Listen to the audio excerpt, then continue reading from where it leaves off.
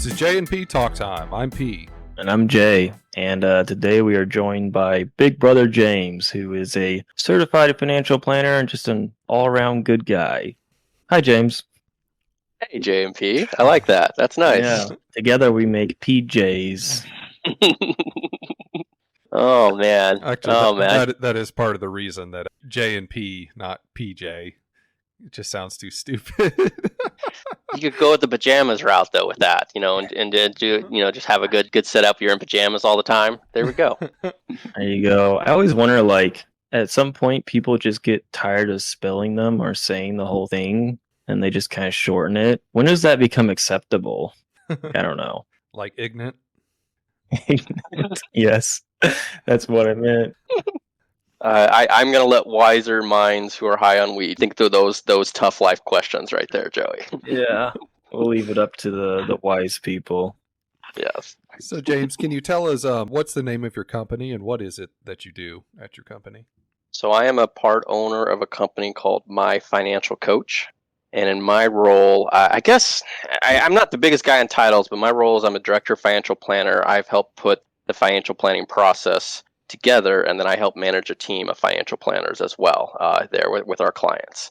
And for those who are wondering what financial planning is, it's an individual that you work with to help think through basically a lot of elements around your life.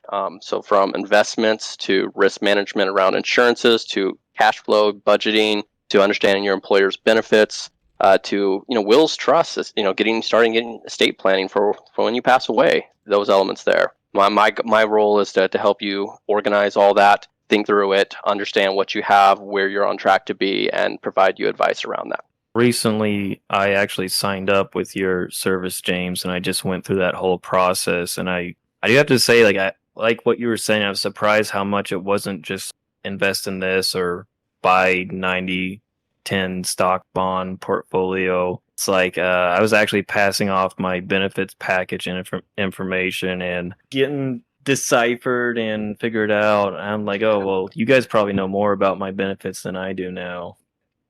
That makes me laugh and smile a lot, Joey, because I'm now 12 years into the financial industry here, and I started out in the banking side, and then I shifted to the investment side before I then shifted to the startup financial planning side here. Mm-hmm. And when most people think of financial planners, they think of investment advisors, and they think of that guy who's going to sit there and tell them how to run a portfolio and make a bunch of money and stuff. And I just actually disagree with that quite a bit. That's a really important part, but I know no person that can get a greater rate of return than internally either investing in themselves or starting their own business here. That's not my role. My role is what I think a real good financial planner does is they help think through where are you trying to get to in life? What are you trying to accomplish? And then what are ways to mitigate risk and at the same time think about putting funds aside for the future as well. And then starting to analyze all that. So you made me smile. I'll let April know she's doing a great job there to help out, and hopefully getting quite a bit of value out of that, Joey. I hope it's been a good process. And just to let you know, Joey, when we went through that, I mean that's what I have literally been, that experience, that process. I put my heart and soul into the last year and a half to basically every single step. You all have no idea how much work I have put into what that planning experience should be like there. I can imagine there's a lot of things you have to think through and account for. And what's one of the first things? Sorry, I cut you off, Joey. What's one of the first things that bothers me about doing anything financially related is that you get into it and you have no idea what's going on. The first thing you're having to do is you're just having to learn stuff. You can't even make decisions yet. You're just trying to figure out what they're talking about. Best financial planners I know, Philip, they can take really complex subjects and organize them and explain them in a really, really clear and concise manner there. And if I can do anything good in my job, that's the area I try to be the best I can at. Yeah, and I think that's one thing you really excel at, James. Taking complicated concepts and breaking them down in a simpler. You can go 5-level deeps, on different investment strategies, risk mitigation strategies, building your budget, or you can simplify the process as much as possible. And usually people gravitate when they build a good organized plan towards the areas that they want to try to get more out and go deeper in. So some people, that's the investments. Some people starting their own business there. Some people, it's the insurance side or the cat. And I would actually say a lot of people who, you start talking about the fire people, they really get after the budget and cash flow side and really try to figure out how to save a lot of money there. And Phil, do you know what the fire movement is by any chance? No, I don't. Kind of interesting movements. Financial independence, retire early is what it stands for. Yeah. So you light fires and commit insurance fraud, and so you retire early. This is good, James. You want some lessons in fraud? Apparently I'm the right person to talk to. So that's getting a lot of popularity right now, isn't it? Yeah, it's an intriguing. Basically, the main premise is you get a good job and you live on next to nothing, and you learn how to put away. I mean, a lot of times these people are trying to get 20 to 50% of their income put away into investments and growing. Are they waiting for the 4% rule, where you get to the point where you can live off just 4% of your portfolio on an annual basis? I think that's what some are trying for. I would say there's been a few people that have failed and had to go back to work in the fire movement. And the problem with the 4% rule is what's known as sequence risk. And actually, Philip, are you familiar with the 4% rule when it comes to retirement? No, I've heard of retirement. But what is that? Yeah, I mean, it's just 4% of what you have built up every year or something. Okay. Exactly. So historically, if you've run a 60 stock, 40 bond portfolio in a 30-year time frame, someone who's just taken 4% every year has never run out of funds in that time period. We'll see if that continues, but that's what it's been. And so these fire people are going up there, but what they run into is what's known as sequence risk. So it's right when you retire and you stop your normal income sources that the market takes a correction right there. And so say you drop 20, 40% in value right when you retire because you're over leveraged and too much risk. And then you start taking annual distributions. Say you need $60,000 a year. Well, if you have $1 million and you've lost 20%, you're down to $800,000, and now you're taking $60,000 a year. Do you think and you tried to retire at 45? Do you think from 45 to 90, that's 45 years, that $800,000 that's now $740,000 is gonna make it there with health insurance going up? There's some inflation out there right now. Yeah, I didn't quite understand why the drop when you retire.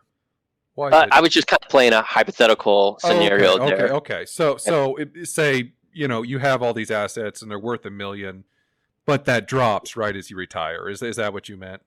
Yep, and that's sequence risk. Okay. It's essentially a major drop right when you start going to needing the assets at that point, and you're taking distributions. And so you're trying to mitigate that risk there by having what I've seen the good fire people and people just in general retire, Philip, is they tend to go to some other sources of part-time income as they're trying to do an early retirement. So James, I hate to catch you like this, but we have indisputable proof that you alone are responsible for the 2008 market crash. I saw him do it. Do you have any response to that? No, not really. So I'm curious of what you found, because I don't think I think I started coming out of college in 2009. Well, Timmy put it together. I didn't. Are you saying it's not true? I would debate that pretty strongly here. He says it's not true. We need some more fact checkers. He says it's not him. I don't remember making tranches of get in your cringe corner. Maybe it's a different James. Man, you can't get good help from the orphanages at all. So James, is betting it all on black, is that a good investment strategy? Kind of make me hurt, man. Like next thing you're gonna start telling me, oh man, anyone out there wants to see me just grimace, telling me to put it all into crypto or let's leverage up with a bunch of option calls. Joey, stocks. Ooh. Yeah. If you have money to lose, fine. I don't know, but I would not call that an investing plan that is putting the odds in your favor that you will be in a better position in the future versus where you're at today. It's not historically the way it's gone. Last time I checked, Vegas has done very well for itself. The companies versus the individuals that go there. Uh-huh. A lot of what I see on like My Financial Coach, which is your website, myfinancialcoach.com, you're really pushing, especially on your main page, is this unconflicted idea. Now, could you explain to us what is it about your company that's unconflicted, and what's the difference between you and other companies? When you go to a firm, Philip, and you ask someone to give you financial advice and to build a plan for you, a lot of firms do it for free. What do you think their advice is going to be? Buy our stuff. Yeah. And they do it in one or two ways. One is they're going to sell you insurance products. Two, they are going to try to take your assets to manage them for a fee. Okay. We were sitting there and when this firm started, and we were trying to think of a way, what is a way that we can get people to hire us to do a financial plan without selling any products, to help them run the cash flow, help them think through the risk and reward, help them think through their goals, think of all these questions without going, I want your money to manage for you, or I am going to sell you an insurance product here. And so how do we make that unconflicted as possible here? So there's a few ways.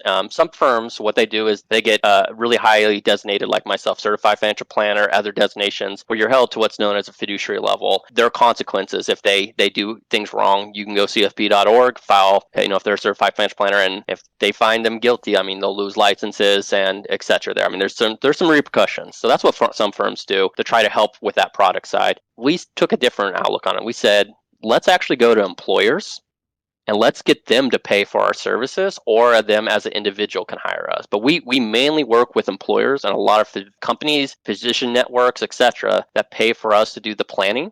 We go in and run the numbers, stress test. Hey, what happens if you die next year and your spouse survives you and you have 2 children? Do you have enough assets to take care of the goals that you as your family wanted to accomplish? Because then if you do you need life insurance? But well, James, you gotta do a better job. You gotta like really paint this grim picture. You gotta tell this horrible story.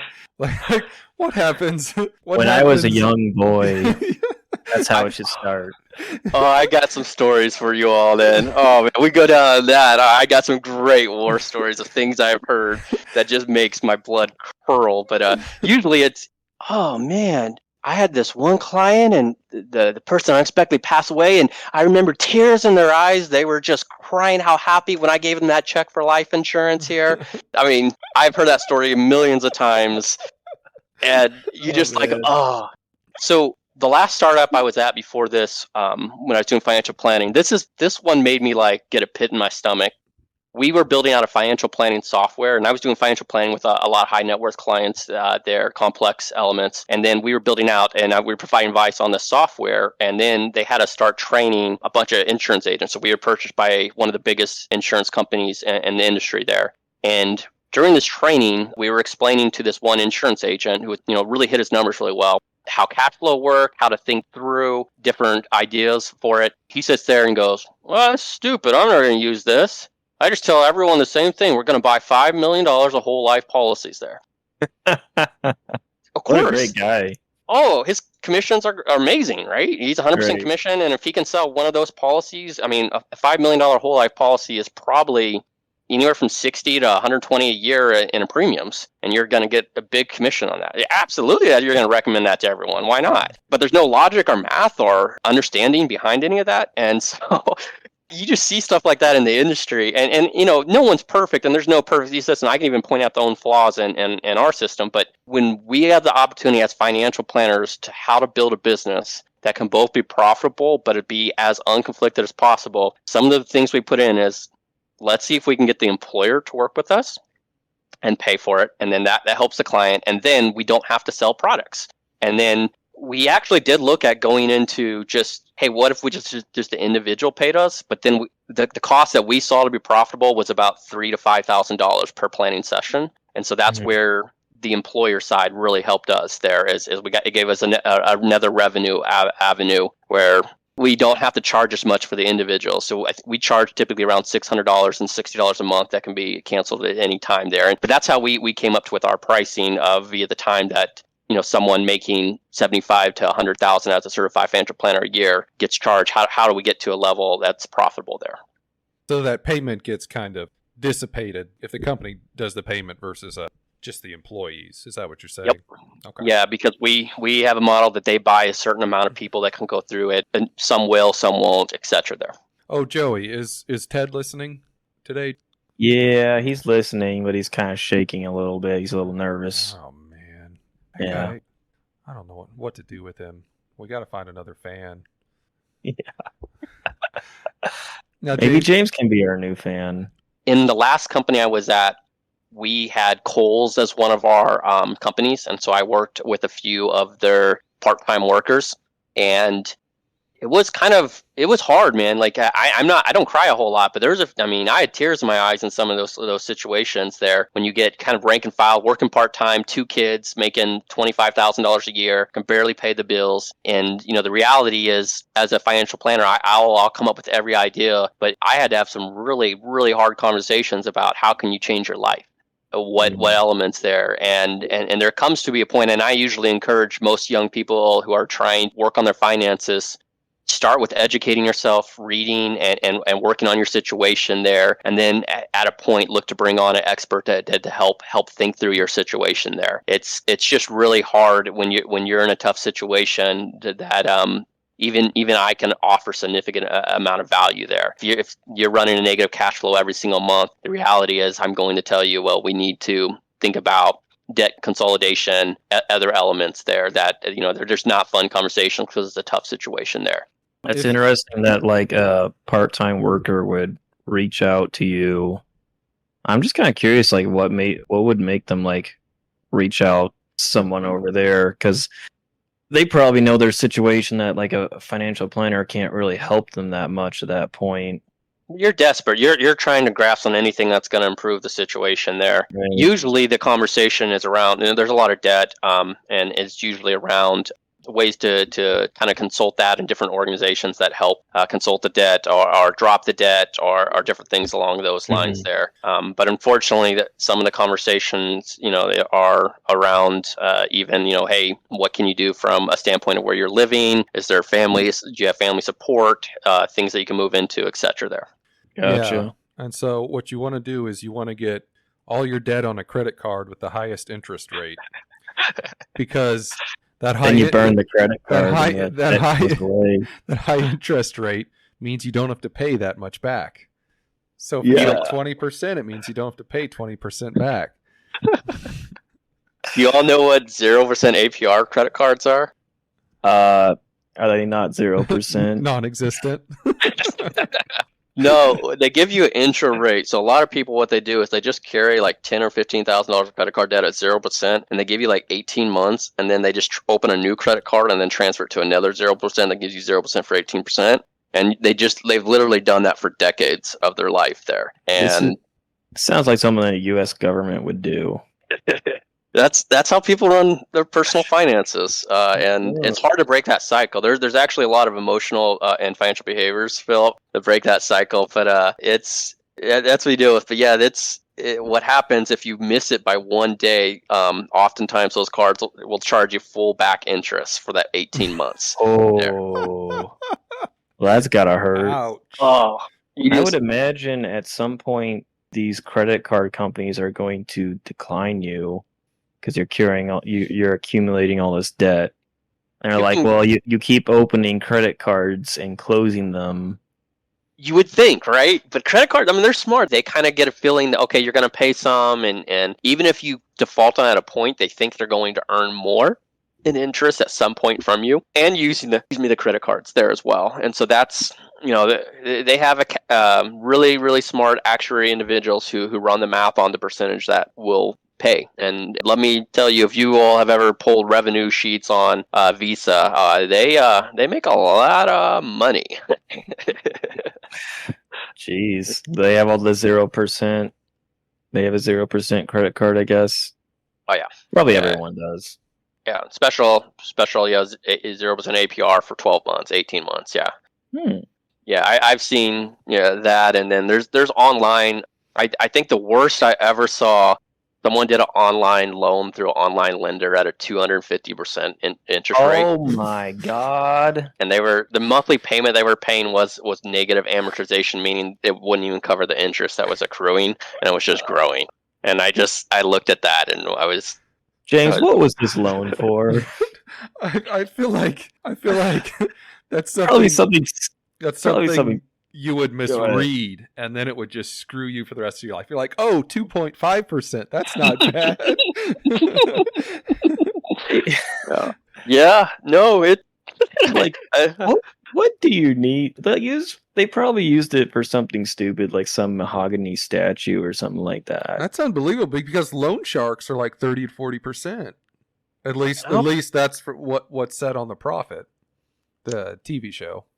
I don't know. That's what I saw, and I confirmed that was it. I saw it on a statement, and I think I don't know. They just didn't have a good credit score, and people. It's really hard when you're in the data, week by week paycheck. It's hard to break your mind to think longer term. You're literally just trying to survive that every hour, that every day, and you can't sit there and go. You get the cash now, and you're like, oh, now I can survive for 3 weeks, but it doesn't. You don't realize the ramifications 6 months down the line. And it's hard to break that cycle. It really is. There's some really cool tricks emotionally to help some of those cycles there and help those clients. And so I spent 3 years and was really, really liked that job. I really felt like I was trying to help a lot of people there. This role, I've switched. I've gone back to more high net worth clients, and really now I'm pushing my knowledge on really complex estate and taxes and business owner issues here, and trying to improve in those areas a lot. I've done planning for about every major S&P 500 corporation, along with all the benefits on Google, Apple, Amazon, and now I'm kind of went to lower net worth, and then and people more tough situations to back up to higher net worth here. So how do you trick people from making dumb decisions? I'll say encourage, like people who are getting like payday loans, or there's 0% interest credit cards, and they come to you and they say, James, I'm broke and I don't know why. Those aren't dumb, Joey. See, you get the money right away. You don't have to wait. So you can go to the store and spend it right away. Yeah. There's different avenues that you try to take. Usually I try to be the encouraging cheerleader first. Then I will, there's a point if they're not responding. It's like a coach, coaching a team.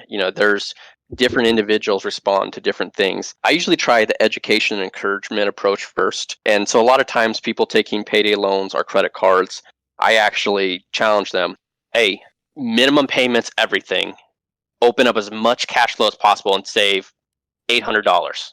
Get $800 in your savings account. Because here's what happens. And you explain this to them. This is what happens. It's a credit card debt cycle. What happens is you owe $10,000 on credit cards and payday loans, and you go, man, every paycheck, every extra penny, I'm going to get this paid off. I'm going to crush this, and you go out, I'm going to go after it. And then you need about 2 years to get that taken care of. And what happens is 4 months in, and you're making some progress, and you're down to 8,000. Your tire blows out.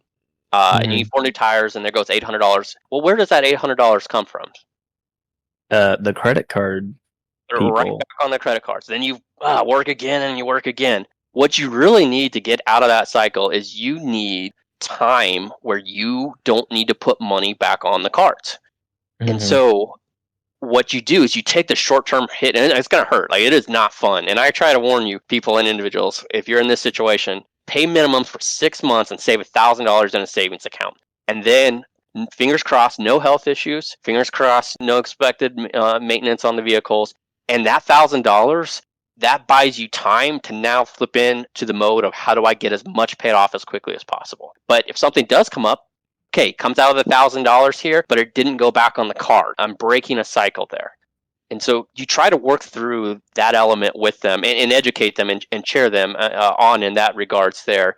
And then occasionally you will see just purchases, that it's just hard to, you kind of have to call out. I remember one of my coworkers, one of his clients was really mad at him. She wanted to spend about $150,000 on a wedding.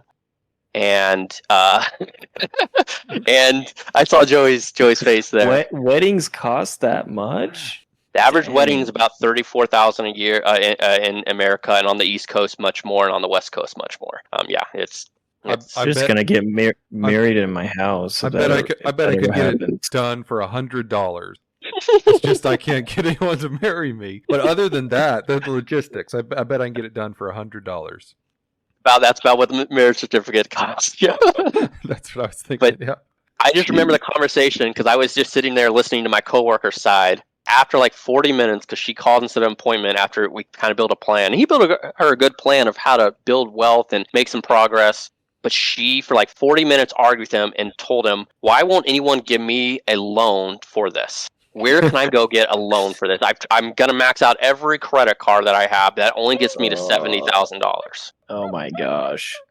You're ruining your life. That's eventually what he said. He's like, no one's going to do this. You're crazy.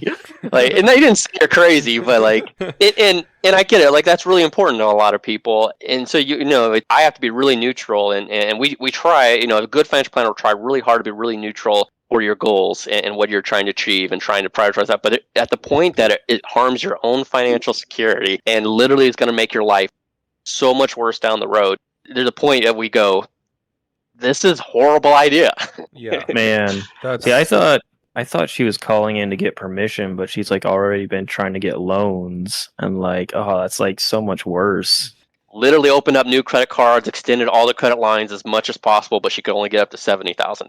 I remember that, and I was just sitting there next to him for like 20 minutes listening to this conversation, just like with my mouth open. Like, and again, it's not my place to judge on someone's goals, but there was a point in that call where he was a very nice guy, by the way, and he's just like, what are you doing? Like, do you understand what you're doing here? It's such a fleeting moment too.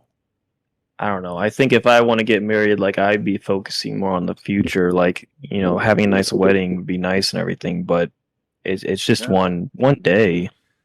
A lot of good memories. $70,000, that's an amazing wedding, but we came from a poor background, so to a lot of people that's nothing. Yeah. They'd be embarrassed to throw that. We'd be like, oh, well, just fire up the grill. Like, we just have hot dogs this wedding. We couldn't even get the steaks. It's like, oh boy, we're going to Taco Bell. I've been to those. I've been to a dress rehearsal. We went to Golden Corral afterwards. And Taco Bell was one of the topics of conversation afterwards. You were at Golden Corral talking about Taco Bell? Yeah. Yeah, that's a little too low there, but no, really, Joey. Philip's 100% right. People spend a lot of money on weddings. It's a really big event there, and I actually think, fortunately, it makes sense if you plan for it and prep for it. But I can just from my own personal experience.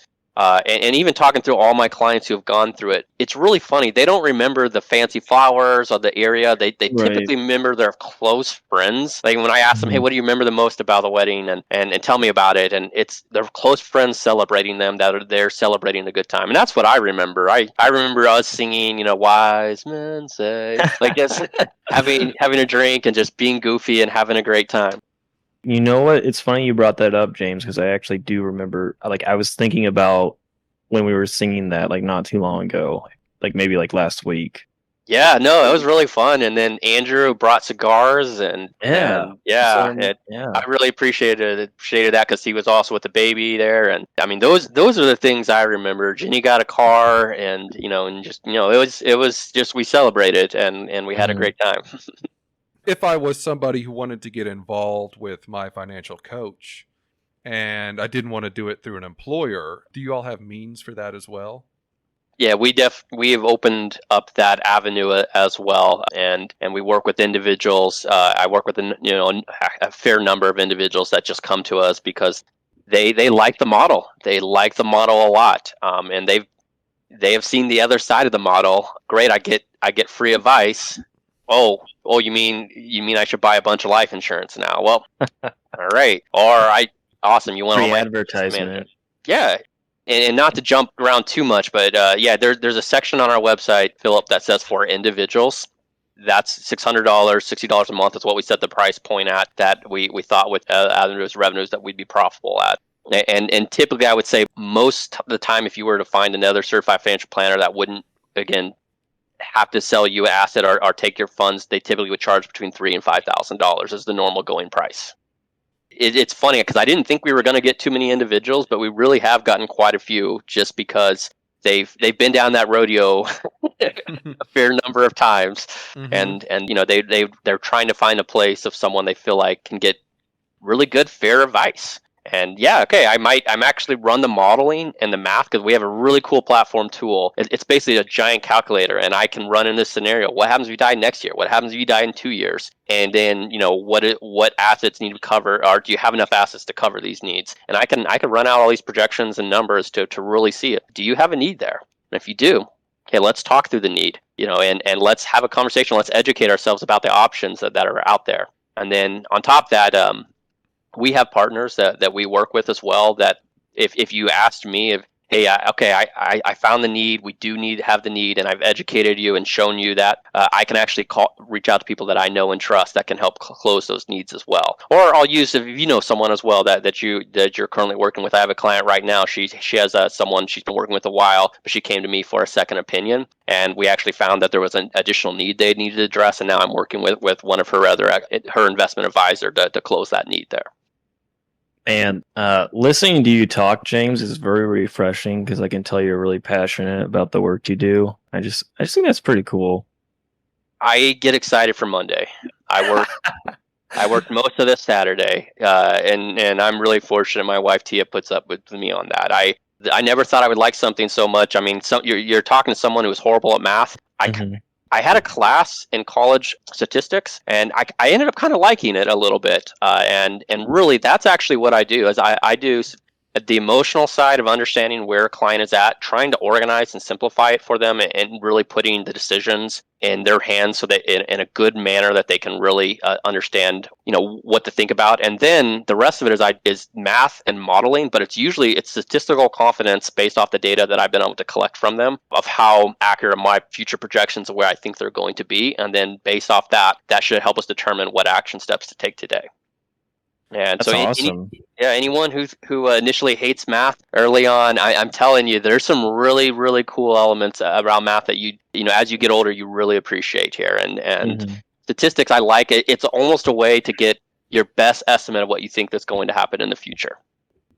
So also looking on your website here, James, are you all making a push into medical care, such as physicians and dentists?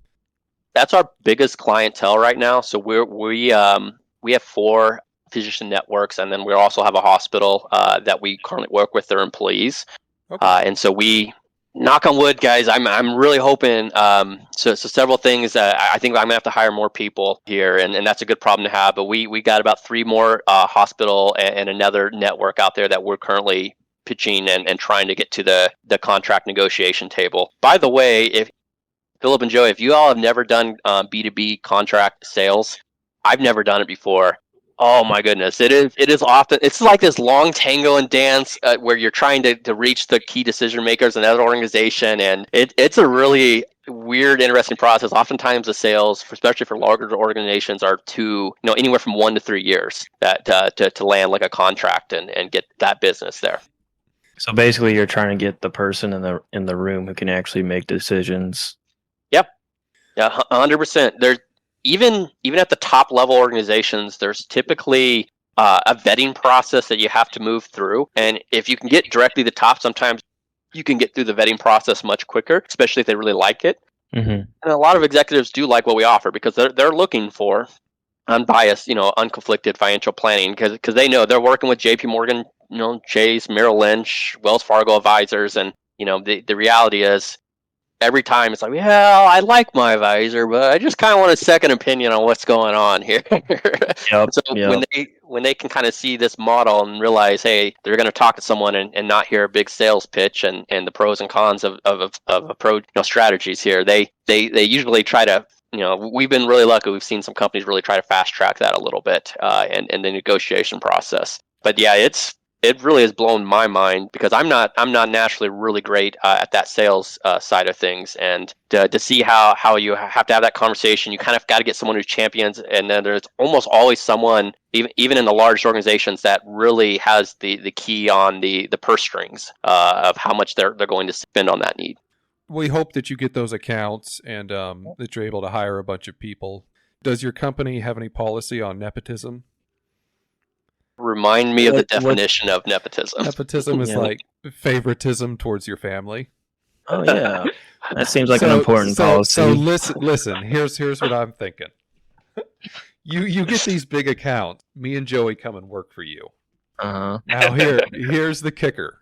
Okay, we don't actually do anything. We just Yeah. get paid. So I've got a young back, James, so I could carry the big bags of money where we need them put. Oh man. Whenever your boss is coming, James, we'll come in with random papers and just have you sign them, so that they think we're doing something. Have you ever seen The Office? There's an episode where Michael is sitting there in a meeting, and he gets Pam to randomly come in with like a note card that someone's called, and then he goes, "Oh, I don't have time to speak with that person right now." Uh-huh. And can you do that, Philip? Have you ever watched Office Space? Yeah. Where it's like, I think I'm just not going to go into work anymore. Oh man. Well, I can't promise you that because I have a responsibility to make sure people have a job still. And Okay, all right. Okay. All right. Well, you used to be cool, James, Yeah. but oh man, what happened with this growing up thing? Having to be disciplined and think through your choices. Stupid. was there like a turning point, James, where you just decided, I'm gonna unleash the beast and go nuts? Yeah. I don't know if I ever told you. I might have told you all. It was when I came out of college in early 2009. Usually my bachelor's was in marketing and management. I was trying to go into marketing, and I applied probably for about 70 different jobs, and it was right when 2008 the crash was happening. I didn't get any jobs in marketing. Yeah. So I managed to find a job. Connections. I'm switching things on the board. But I actually do like marketing. I've actually self-taught, and I have several friends who've taught me some SEO and some basic elements that I worked on even some of our marketing initially, but there was a point, so I was able to find a job as a junior loan officer at a local bank there, and making like $28,000 a year, so making nothing in the Midwest there. But I had my student loans of about $15,000. I had to get a car, so I borrowed some money from my older sister Rachel, and then my appendix ruptured, Joey. And I don't know if you remember that. I remember that. I think I ended up having about $3,000 of medical bills there. And so I ended up buying about a dozen financial books. Started with Dave Ramsey, and I'm so on that now. But I started with that, and then I broke out Excel spreadsheets. And I basically just said, I'm going to do whatever it takes to change my situation here. And I've set some pretty crazy goals for myself, but that was kind of the start of it. And, I did an umpiring job and made, extra money on the side. I started my master's while I was still there at the bank. I was able to work my way up a little bit there too and get a little more money. I think there was a point there when I was in bank, I was working the 40 hours a week, and then I was studying about 30 some hours as well on the master's a week, and then doing umpiring on the side. And so I basically kind of went to, hey, I don't know, I have to improve the situation here. This isn't, you can't maintain this here. I've always been a high energetic individual, so it kind of started to shift where I focused a lot more on disciplining myself. That was my weakness. It's just energy all over the place. And I really had to go, where do I need to put my focus in order to improve my process and get better and move up? And finance kind of became the answer to that. Then at that point, went after some other jobs. I actually really ended up hating banking. Did not like banking. And so I said, well, I'm getting my master's. Let's try finance. And I ended up getting a couple job offers, one for Fidelity in Dallas and the other at Vanguard and Phoenix, Arizona. And at the time, my fiance and I packed everything we owned in a car and drove out to here to try to change some things. And that's part of my goal. And that's another reason I'm probably really driven is I have some really high aspiration goals of changing the family tree. That will come with its own challenges, but I'm trying to see what I can do there and avoid some of the hardships, but at the same time also challenging my now new son as well of how to critically think and overcome major problems. And so it's weird. It's entrepreneurial dad. I guess I'm not a true entrepreneur, and we had an investment, but those last 3 years have been quite the roller coaster. Dude, that was a great summary. I have to say, like, good job. I remember when you were working at that bank and coming and visiting you in that, like, basically that one room apartment where your bed was just like pushed into a corner and you had, TV, PlayStation, and your kitchen's right there. It's really weird when you put off instant gratification to try to save. What you're doing, if is you are setting up in the future that things will be easier, but it just doesn't feel like that. And oftentimes the payoff is years down the road. And it's really funny. You don't really notice it until you start to get to larger amounts of dollars. And then all of a sudden it really flows. I remember freaking out when my tire, I had to get new tires. Not even a second thought anymore. I've already budgeted in. I already got money going into an account specifically for those non-monthly expenses that come up between my wife and I, and got a good safety net. And then I got assets growing as well that that are going to be there for the future, that are really compounding upon each other. Now, Joey, very cool. Joey, you were talking some about this, but James, do you have this tool you're talking about on your website? Is that something that the average person can get on and plug things in and look at things and budget through it? So yeah, if they work with us, that's exactly, we would help them walk through that process there, and it links your bank accounts, your retirement accounts, and you can set a budget. You can track how your investments have been doing. You can look at your mix of investments. We would actually help you look at all that information and make sure good things are going well. And I tell every one of my clients, I will never be the budget police. I won't sit there and go, hey, do you went to Starbucks? Oh, man. But if our goal was to spend $80,000 this year and save $30,000, and then we save nothing and you spend $110,000, we need to have a conversation about that. Your projections for retirements are now screwed. We're talking way off if you continue that behavior here. Try to really help our clients think about. So that tool, it's a lot like the client side, Philip, it's a lot like mint.com. There are personal capital where you can link everything and see a lot. But what makes our tool really unique, and in fact, why a lot of firms that run investment portfolios of families with more than $100 million is all that data then feeds into thousands of reports that we can run on our side, essentially, and stress test all these different areas. So there's a whole other back end side that's for the financial planner, and that's what I live in. Every single day I'm looking at that tool, looking at people's situations, and doing my best to project out what is going to happen in these situations.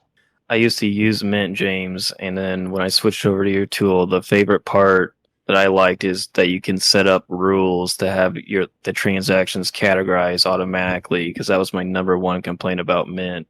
Mint would be like, I don't know what this is, and like you could change it for one, but as soon as if you bought the same thing or whatever, again, Mint would be like, I don't know what this is. And miscategorize all your spending. Yeah, exactly. The categorization of Mint is really bad, because like just moving money from account to account, it would count that as spending. Yep. So it's like, why'd you spend $10,000 in a week? I don't know. I remember when Homer and Marge Simpson went to must have been a financial planner, and the financial planner goes, your profile says you're too stupid to stick to a budget. So I'll put this in a way you can understand.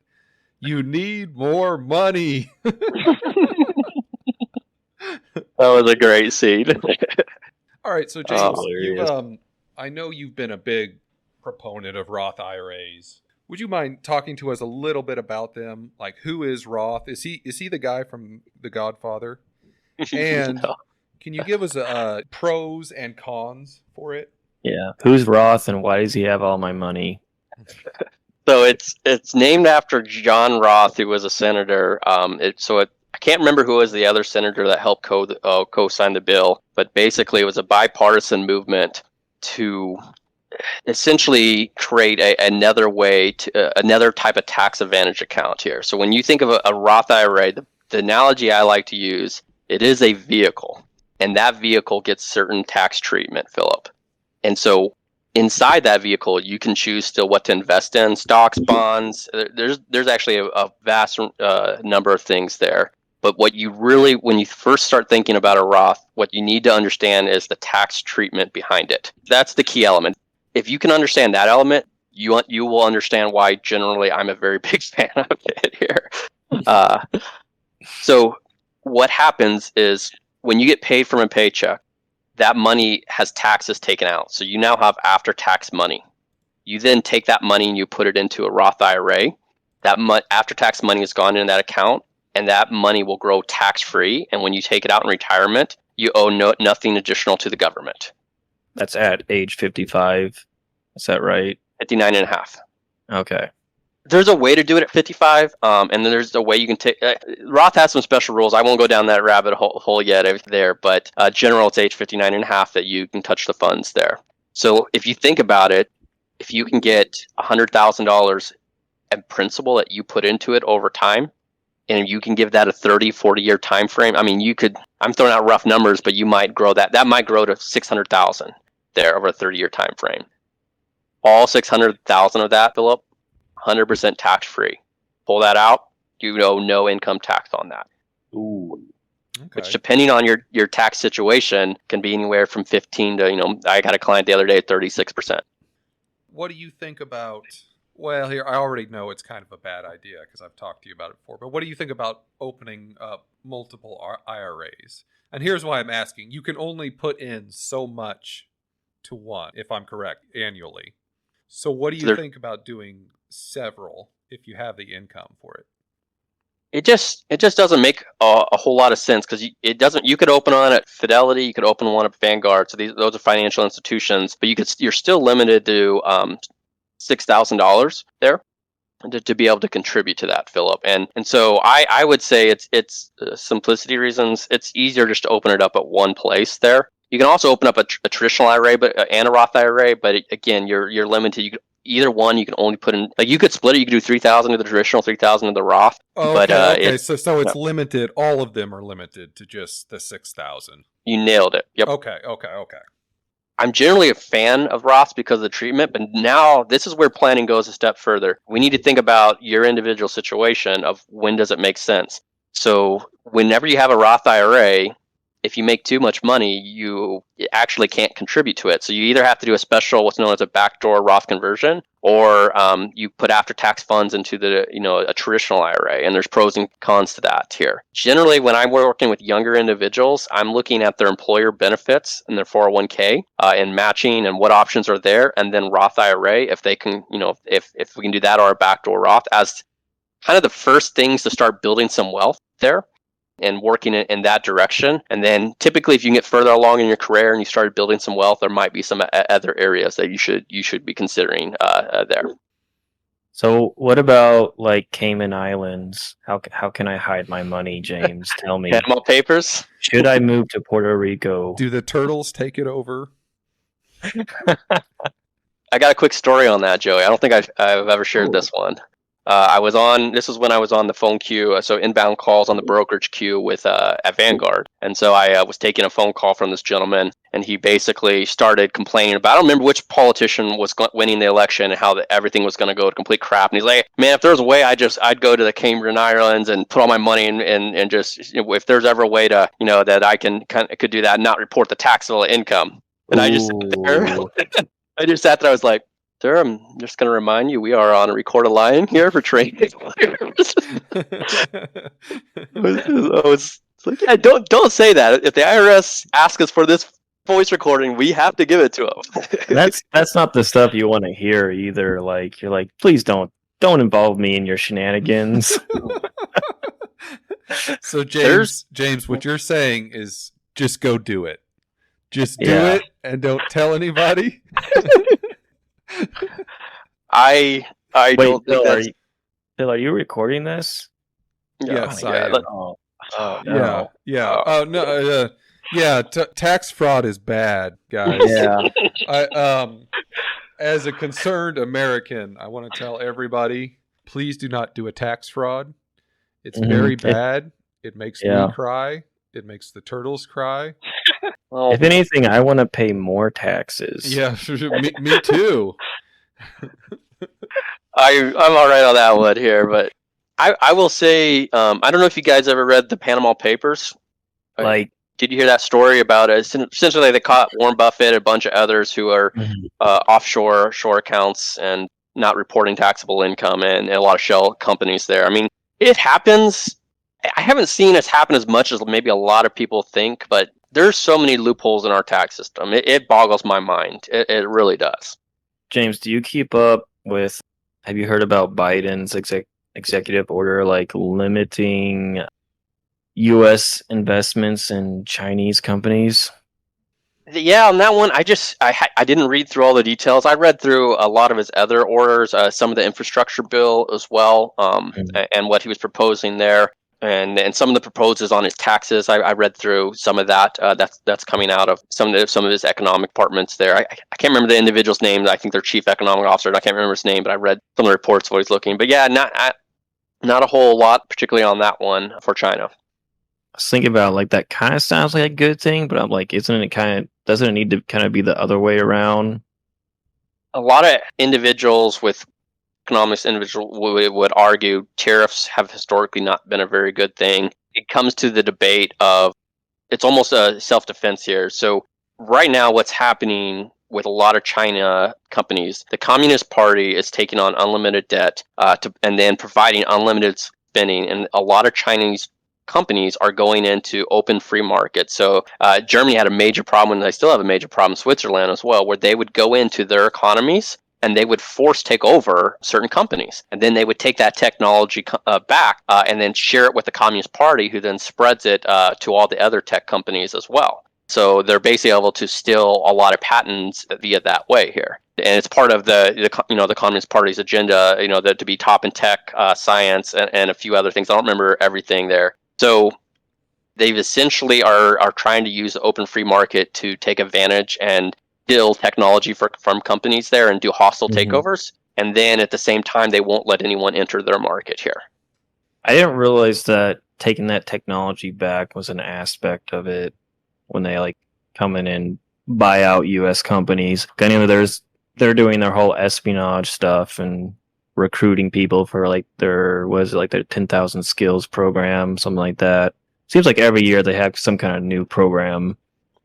We'd like to think we could all live in peace and ideally, knock on wood, we can. But there's some really interesting things going on. They were not front running, that's not the right word, but they were falsifying their financials. So they basically get companies that would go on the Hong Kong exchange, and then those are being traded over here on different markets here as ADRs, etc. And they're not reporting their finances, and according to the generally accepted accounting principles, which is kind of what Europe in the United States all agree upon here as to make it fair for what all companies have to report their numbers by. And so I mean there are just a lot of things along those lines. It gets in a little bit out of my realm because some of it now you're getting into self-defense, political elements as well. But yep. There's a lot of things going on that from a business side that we see that is rather scary.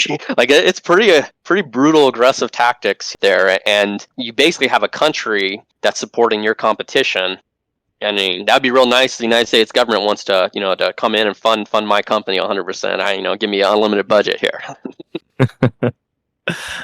So James, I went and looked at the ground news stuff that you were talking about last night.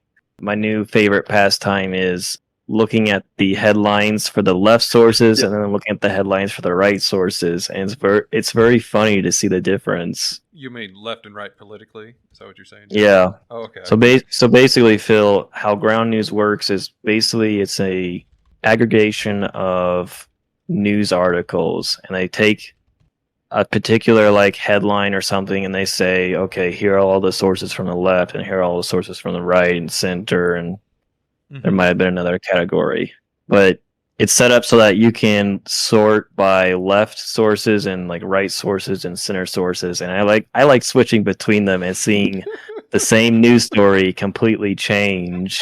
Oh, it's hilarious. Joe Biden whisper has strength behind it from the left side, and then it goes, Biden's crazy on the right side. Did I tell you about that, James? Maybe I mentioned that last night, but I think you mentioned something about that articles. Yeah, I actually really like the app. Came across it. A coworker introduced me to them. Ground News. It's an app and website, and they aggregate and rank news sources from different areas. Like the Balance is really central. PBS is more central. And then Fox far right, CNN pretty left. I can't remember, but there's a few others that are real far left over there, and just the most agenda driven. I mean, you just read those articles and you're just like, wow, that's so. There's no agenda behind what's going on right here. So Phil, the title of that article James references, "Expert Explains Why Biden Whisper Speaks Volumes." I find that stuff very amusing.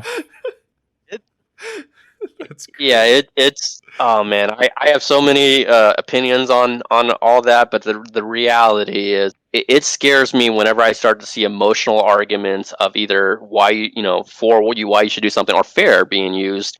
Whenever you start taking neutrality and a balanced mindset on things, you very quickly are you're doing your own agenda. It's actually, I mean, it's the same in the financial industry. It's probably the same in over every industry that you approach. If I start approaching it of how do I sell something to someone here and get them to buy it, and how do I make this a great experience, and I remember their favorite Skittles and have great stories and laughs, and then they buy the products. It's extremely more expensive long term than actually paying for a financial plan that is trying to be balanced and even here. I've tried to surround myself with individuals and companies that take that second approach and try to be neutral and think through pros and cons of things.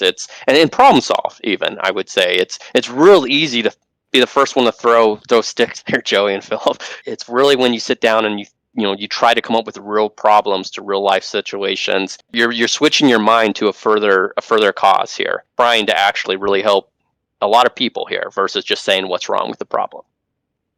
Probably pretty refreshing to cut out all the BS. 100%. It's you really start getting down to like major problems like healthcare, etc. Everyone thinks it's so simple. Oh, you just do this. I have studied that. I've probably read 70 to 100 white papers and research articles on different healthcare systems and how to overcome it. I'm still as lost as can be on how to solve for that problem. Yeah, that is a really complex problem. Well, if nothing else, it's just a huge amount of people. And so how do you get one thing that works for all of them? All right. Anyway, James, so what's your favorite conspiracy theory? And it can be unproven. We're not asking you to say you believe in it. It can be unproven. It can just be one that you heard. I don't know what my favorite conspiracy theory is. Yeah, what's that, Joe? No, I don't know. I don't have an answer. So well, here, I'll answer while you guys think about it. So I like that question a lot, but real quick though, Philip, that's a great question. You caused me actually have to pause a little bit. Ooh. Well, so mind games. So Lord Zuckerberg decided on my account that I couldn't sell in the marketplace anymore on Facebook. So I had to make a burner account just to try and sell stuff. And so I subscribed. I got in there, and one of the first groups that popped up when I made my new account was Bigfoot in Arkansas. And so I've been following this group Bigfoot in Arkansas, and I have to say I've really enjoyed it. A lot of people have heard a lot of noises. Not really much more than that. Were they big noises, Phil? Yeah, they might have been big noises. This is like that news coverage of like all those people who saw the leprechaun or something like that. I think drugs were involved. That was great. I remember the leprechaun tree. Well, they saw him in a tree, and they're all going nuts. Pretty trashy people is what I would describe them as, but very excitable also. What about you, Joey? Have you thought of one? Man, I'm looking one up. I'm trying to still one. Like a serious question, like I think the Panama Papers and like the Watergate stuff, that was pretty interesting.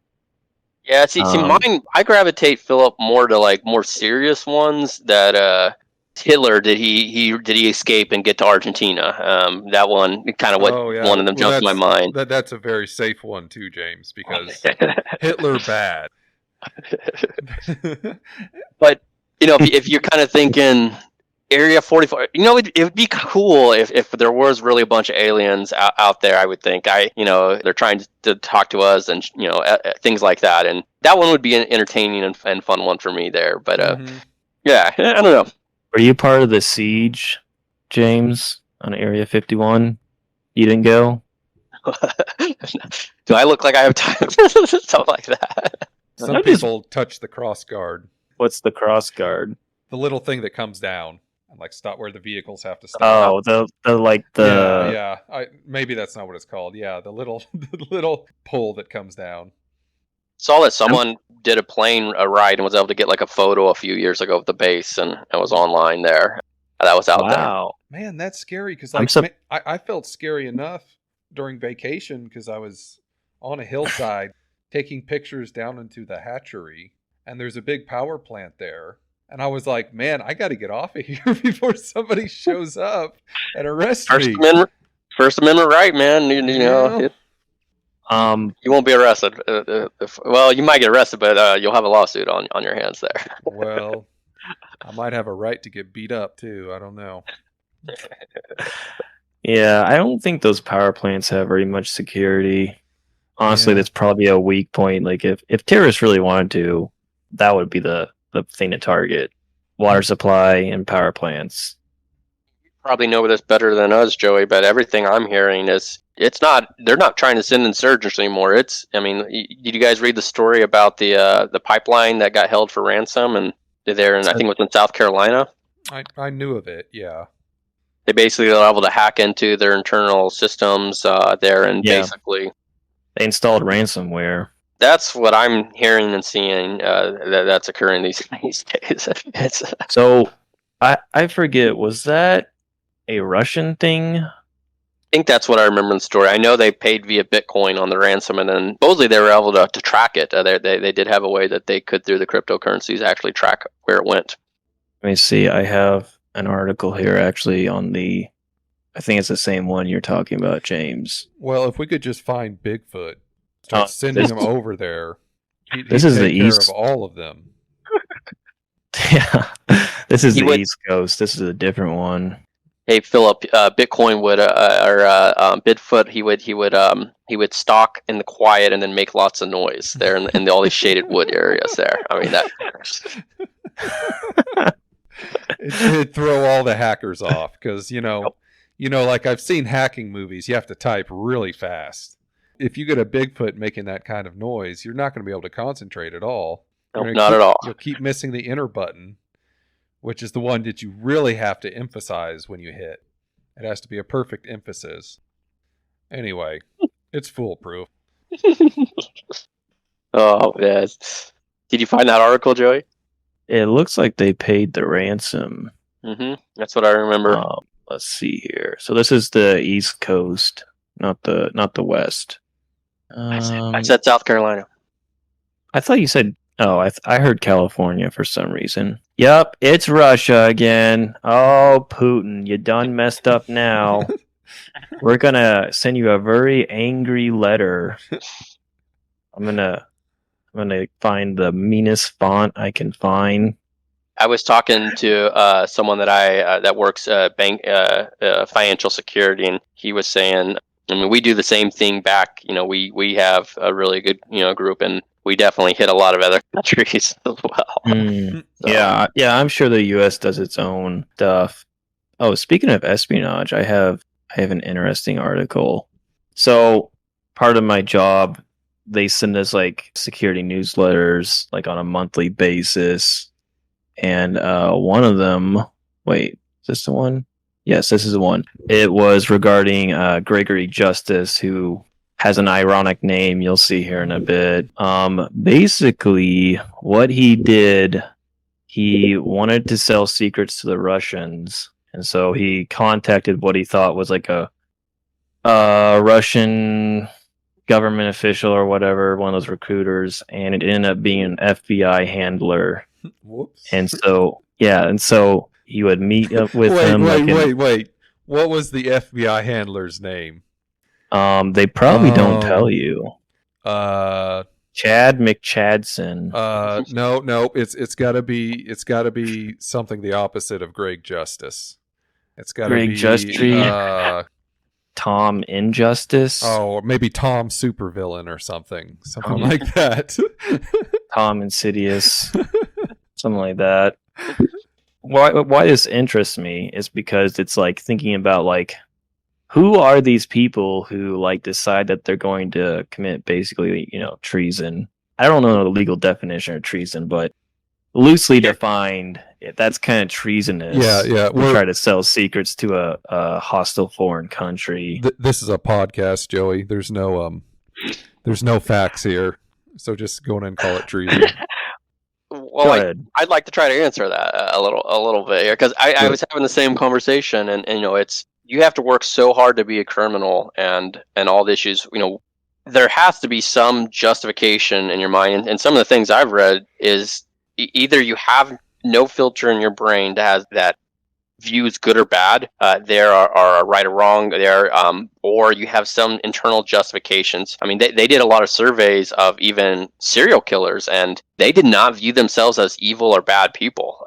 It was very intriguing. So I would think that individual had to have some sort of internal justification, Joey, of, hey, I'm doing this because America's horrible or something there, or, hey, I need to get get my money here. And, it's really not that bad. I mean, that'd be my initial gut on trying to diagnose that. Yeah, there's definitely got to be like some kind of justification. So I wanted to ask, let's say hypothetically you were going to sell secrets to a foreign hostile country. How much money is enough money? Assuming you have to leave the country afterwards, right? Like you can't stay. No, not necessarily.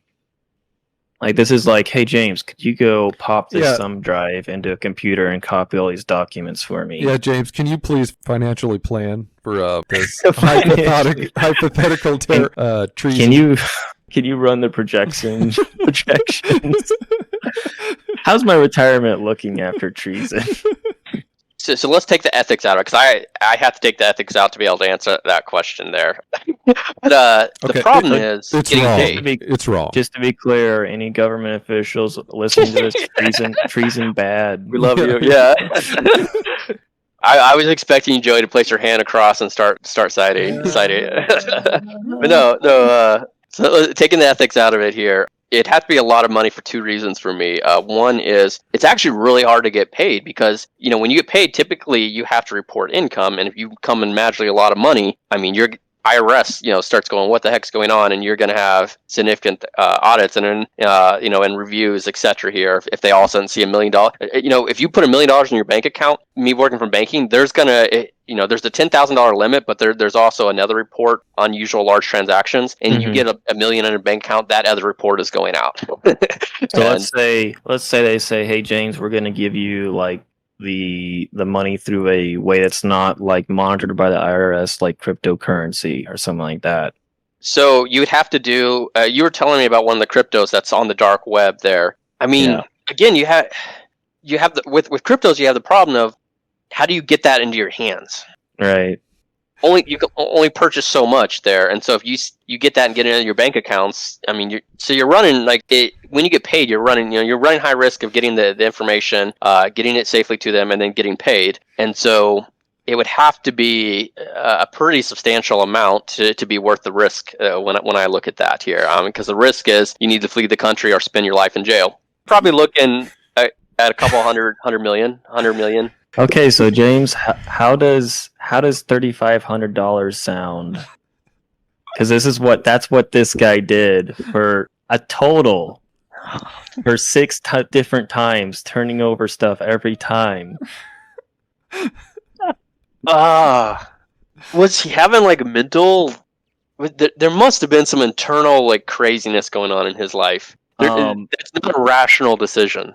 Yeah, so he was also apparently very fascinated by spy novels and movies. So, oh man, he wanted to play spy. There's some weird things Apparently, he paid $4,000 for an online course like spy, no. escape, and That's evasion, more than he made. legally concealed, and fight fast.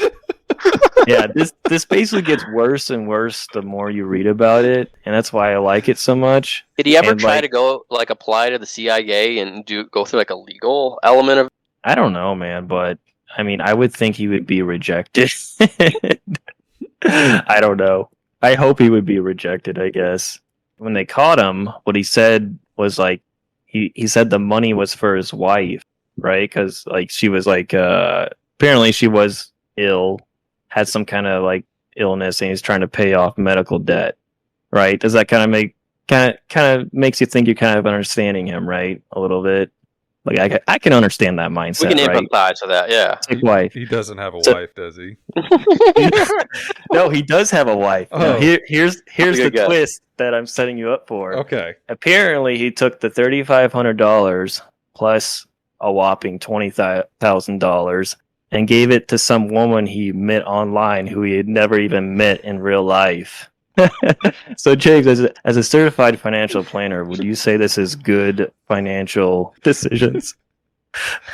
Oh my goodness. I think he was trying to find the fastest way to ruin his life, Joey. That- That's so well put. Yeah, it's a race to the bottom. Dude, 100% a race to the bottom. That, oh man, like there was no rationality behind that, and typically when I see people go through the decision making process, there, Philip and Joey, they kind of have the, at least what I try to coach to and preach to is the emotional side should help decide what goals you want to accomplish and what you're trying to accomplish. Then you tend to need to go to the rational side to figure out the most efficient ways to get there, and not make really big swing emotional decisions as you're trying to make progress towards your goals there.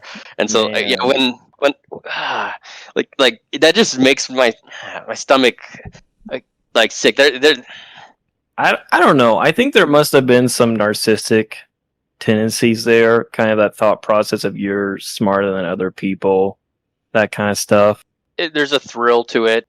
I'm sure it's something along those lines there, and I'm assuming it's even the same psychology of someone who cheats on their partner or spouse. There, I mean, there's a thrill, and then you realize the aftermaths, and he's probably Dude, not an overly happy individual at this point. I hope you're getting a thrill out of that if you're doing it just for $3,500, man. At work, one of the things they say, like for insider threats, employees are kind of like for watching out for employees like this guy. One thing they specify is like people who are really into like spy movies and stuff. It's one of the things they say to watch for. Like there's a whole list. Then you're not making rational decisions. It's probably what they're thinking, that there's a fantasy, there's a It's like romanticizing that life. you know, Like I want to be like James Bond or something. What's your favorite spy movie, James? Yeah, mm, James Bond. Yeah. I don't. Yeah, man, that might be for me. Skyfall might be for me, but Good. the Bourne movies were pretty good too. Although okay, they I were, will admit the first and second Bourne movie, I really did like those. yeah, those they were were up a there. little bit more assassin oriented, but I think they fall in there as well.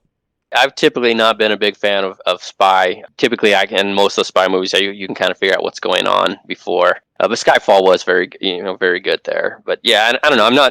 I don't know. I'm typically not the biggest fan of those sort of thrillers. Yeah, They kind of tend to follow the same storyline. I don't know. They all kind of blend together for me. You can often see the arc of the storyline, and I haven't seen a whole lot where they throw. Sometimes they can throw a few surprises in there, but It's like fight bad guy gets away, meet girl, hook up with girl, and then like beat up bad guy. That's how it tends to go. do a bunch of awesome things that are it's really cool. All right, James. Well, before we go, is there anything else you want to say about your company that we haven't covered? You know what? Actually, one other thought that I would say probably one of the biggest lessons I've learned in the last 3 years is through this process and experience of helping raise money, helping build the initial processes, programs, etc. Is if you ever do want to start a business, you're really going to need to be able to not get too high and not get too low. Like with drugs. That too. No, emotionally. Okay, emotionally. If you do, and it's an area I struggle with. I like positivity and I like pushing hard, but you'll get a big contract 2 days later, falls through. And you have to be even kill and be able to take the ups and downs because it's very normal from everyone that I work with on the entrepreneurial, and trying to grow businesses and scale. You will be in bed, and I can tell you, I have had doubt to my soul of, am I doing the right thing? And so that is all elements that are, you have to be a little bit prepared for. I would encourage you. It's really good. It stretches you. It helps you deal with failure, how to think through things. And the outside is, if you can be successful at it, awesome. You got a great company and a great career now for the rest of life. If you fail, you will learn so many lessons that if you just learn, the problem is if you don't learn the lessons and you repeat the same mistakes. But if you fail, just take all those lessons and turn it into the next thing. You will gain knowledge that is very rare. Very few people have. It's actually very valuable. You'll make yourself marketable that way. So, it's not for everyone, but it's something I would, if you're going to go down that path, kind of be prepared for that. How do you stay even keeled here? Yeah, and like learning the lessons, like both time I opened the hot dog stands, I didn't provide buns, and I wish I'd learned that the first time. Because when they hold out their hand and you stick the hot dog in it and then relish on it and then ketchup and mustard. Yeah. And the hot dog burns their hands. Yeah, sometimes you do fancy ones like jalapenos, and cheese or tomatoes. It turns into a big mess. Put some chives on there. Yeah. Hot dogs fill up where initially you gave gloves to your customers to eat. I think I'd heard that before. Yeah. I think I actually knew that. Somehow, some book I read when I was a little kid talked about it. Yep. So he invented, that was how the hot dog buns were invented. It's like, how do I do it without giving them gloves?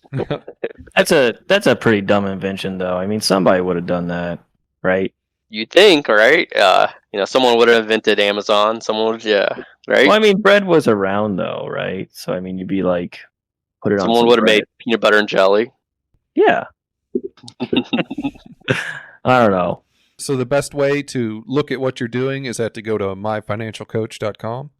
You nailed it there. Okay. I'm always glad, and my coworkers make fun of me for this because a lot of them, they don't like to talk finance outside of work, but I'm always glad to talk about it, help you learn about it. Feel free to go to the website. There's ways to contact me there, phone numbers, emails, etc. there, and you can also look me up on LinkedIn. But yeah, no, that's the way to reach out, and if feel free to follow us. And I'm excited because I think I can just see the growth we've done in the last 2.5 years, and I'm fingers crossed.